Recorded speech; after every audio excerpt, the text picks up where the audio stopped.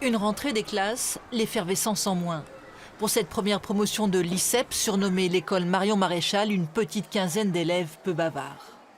Bonjour, vous avez reçu des consignes pour ne pas parler? Non, J'ai rien à dire. rien de quoi dire. Rien à dire, non. L'ICEP se présente comme une école mélange de business school et de Sciences Po. Ici, nous dit-on, on mise sur l'individu et son engagement. Patrick Louis, le co-directeur scientifique de l'école. Universitaire, ancien député proche de Philippe de Villiers, il dénonce les filières qui formateraient les élèves.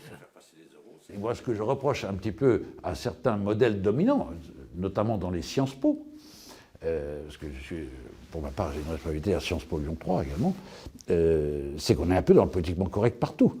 Et alors, il faut l'enseigner, parce qu'il a des raisons d'être. Cette logique dominante, si elle existe, c'est qu'elle a des raisons d'être. Mais on peut expliquer également qu'il y a peut-être d'autres manières de voir. Et on enseignera le politiquement correct et le politiquement incorrect. Voilà.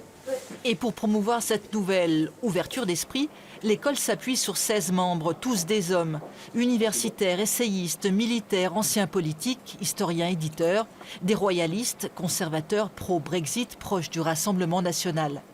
Pour cet universitaire de Sciences Po, l'ICEP affiche sans ambiguïté ses orientations idéologiques.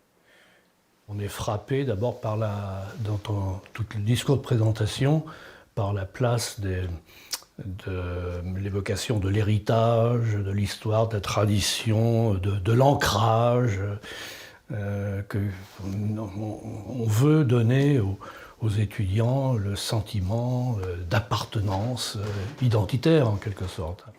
La formation est assortie de conférences. Celle programmée pour le mois d'octobre aborde l'immigration, Israël, la désinformation.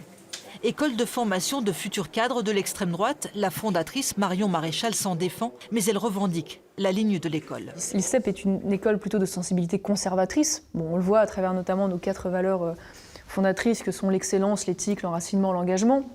Bon, de fait, le fait d'assumer de former une élite qui soit attachée aux forces nationales comme force de régulation et de limite face aux excès finalement de la mondialisation, que ce soit des excès financiers, économiques, humains, voilà. Et donc à partir de là, et à partir de cette volonté d'enracinement, bon, naturellement, nous allons chercher des gens qui adhèrent aussi à cet esprit de formation. L'école n'est pas reconnue par l'État. Comme chaque nouvel établissement d'enseignement, il ne pourra en faire la demande qu'à l'issue de la sortie de la première promotion.